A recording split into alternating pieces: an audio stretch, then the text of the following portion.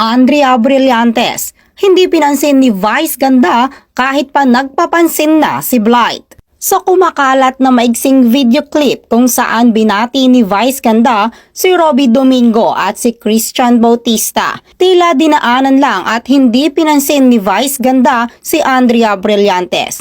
Bukod pa rito, makikita rin sa video clip na inaalok ng pagkain ni Andrea Brillantes si Vice Ganda, ngunit dere-derecho lamang ito sa pagbati kay Robby Domingo at Christian Bautista. Ani tuloy ng mga netizens ay tila naapektuhan din ang pagkakaibigan ni Vice at ni Andrea. Pamilya ni Bianca Manalo apektado na sa issue ng text messages umano nila ni Rob Gomez. Tila hindi na nakatiis ang actress at dating beauty queen na si Bianca Manalo na linawin na ang mga text messages na kumakalat umano ngayon sa social media. Ayon kay Bianca Manalo, si Rob Gomez ay kanyang co-workers at kaibigan at magbibigay lamang ito ng regalo kaya siya nakipagkita ng ganoong oras. Ayon pa kay Bianca, edited na umano ang kumakalat na text messages ngayon at mayroon ng mga buradong messages upang guluhin ang kanyang personal na buhay.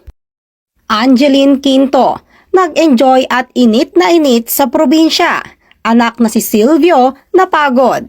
Tila isinama ng actress at singer na si Angeline Quinto ang kanyang anak na si Silvio sa pag-uwi nito sa probinsya. Base naman sa mga ibinahaging photos ni Angeline Quinto sa kanyang social media, particular na sa kanyang IG, tila nag-enjoy ito sa kanyang pag-uwi sa probinsya. Bukod sa pagsakay sa tricycle ay talagang nakita niya umano ang napaka-fresh at napakagandang view sa probinsya. Kaya talagang sulit ang holiday ngayon. Baby Polly, napaka-cute sa group picture nila kasama sina Sevi at Alex Gonzaga. Masayang-masayang ibinahagi ni Alex Gonzaga ang kanilang group photos kasama ang kanyang mga pamangkin na sina Sevi at si Polly. Bukod nga sa kanilang Christmas family picture, nagbahagi din sa IG story si Alex Gonzaga kung saan nakita siya ng kanyang mga tagahanga at taga-suporta, kaya naman nagpa-picture ito kasama siya. Nagbahagi din sa IG story si Alex Gonzaga kung saan tinakpan pa niya ang kanyang mukha para isurpresa ang kanyang mga taga-suporta sa social media.